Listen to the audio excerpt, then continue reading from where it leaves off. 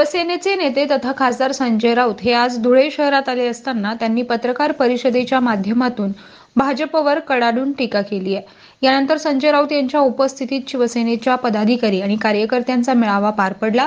या मेळाव्यात बोलताना संजय राऊत यांनी ईव्हीएम मशीन बाबत बोलताना यापुढील निवडणुका बॅलेट पेपरवर झाल्या तर भाजप धुळ्यातील ग्रामपंचायत निवडणूक देखील जिंकू शकत नाही असा घणाघात संजय राऊत यांनी केलाय।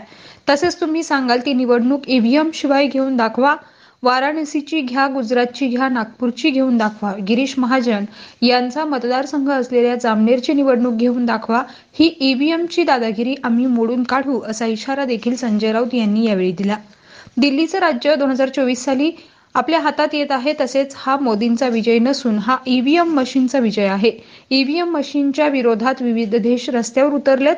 बांगलादेश नंतर आता भारताचा नंबर असून बॅलेट पेपरवर निवडणुका घेतल्यास भाजप धुळ्यांची ग्रामपंचायत सुद्धा जिंकू शकत नाही असा विश्वास संजय राऊत यांनी यावेळी व्यक्त केलाय।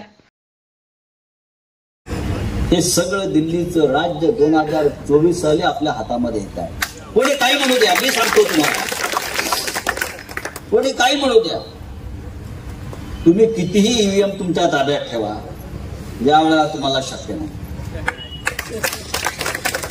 हा काय मोदींचा विजय असतो काय? हा मशीनचा विजय, मशीन जिंकते।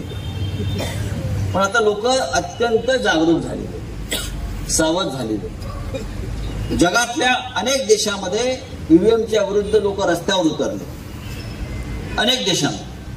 शेवटचा देश होता ईव्हीएम वर मतदान घेणारा बांगलादेश। तिथे सुद्धा आता ईव्हीएम वरचा शेवटचा देश, त्याने ईव्हीएम काढलाय आणि तिथे उद्या निवडणूक आहे, त्या मतपत्रिकेवर होत आहे। आता बांगलादेश नंतर भारताचा नंबर लागेल। मी तर नेहमी जरा आव्हान देतो, एक निवडणूक फक्त बॅलेट पेपरवरती घेऊन दाखवा, एक। मोदी भी पडन भारतीय जनता पक्ष धुळ्यातली ग्रामपंचायत पण जिंकू शकणार नाही।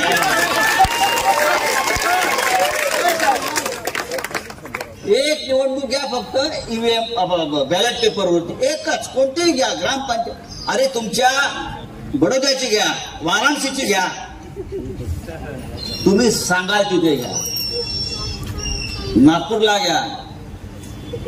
गिरीश महाजनचा कुठला मतदारसंघ? जामनेर, चला जामनेरला घ्या, घेताय? एक घ्या फक्त, एक। ही आहे हिंमत, ही दादागिरी ईव्हीएमची आहे, मोडून काढवा।